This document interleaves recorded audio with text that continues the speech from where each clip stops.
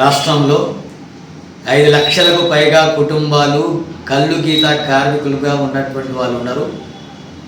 కల్లు గీత కార్మికులను ఆదుకోవడానికి కాంగ్రెస్ అధికారంలోకి వచ్చిన 2 సంవత్సరాల తర్వాత కూడా ఎలాంటి చర్యలు తీసుకోవడం లేదు.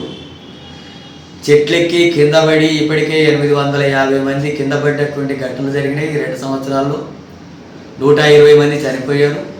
మరో 170 మంది శాశ్వతంగా వికలాంగులుగా మారారు. వాళ్ళకి ఎక్స్గ్రేషియా ఇస్తాం 5 లక్షలు అన్నటువంటిది ఇవ్వలేదు. 14 కోట్ల రూపాయలు పెండింగ్లో ఉన్నాయి.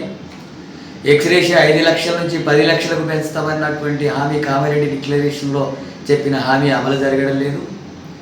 అట్లాగే నీరా కేఫ్లను అభివృద్ధి చేసి వృత్తిని ఆదుకొని ఆ కార్మిక కుటుంబాలని ఆదుకోవాల్సినటువంటి బాధ్యత నుంచి ప్రభుత్వం నిర్లక్ష్యం చేస్తుంది.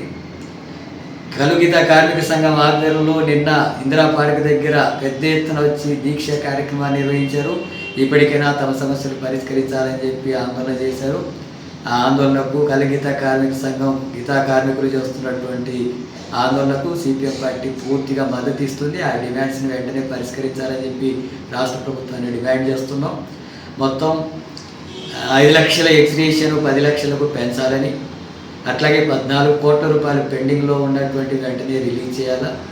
ఈ బడ్జెట్లో 5,000 కోట్ల రూపాయలు గీతా కార్మికుల కోసం కేటాయించాలి.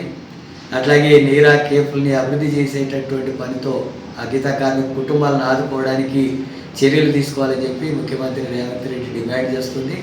ఆ రకంగా జరిగినటువంటి పరిస్థితి ఉంటే గీతా కార్మికులు చేసేటటువంటి ఆందోళనకు ఉద్యమాలకు సిపిఎం పార్టీ పూర్తిగా మద్దతు ఇస్తుంది. ప్రత్యక్షంగా కూడా పాల్గొంటుందని చెప్పి ప్రభుత్వాన్ని హెచ్చరిస్తున్నారు.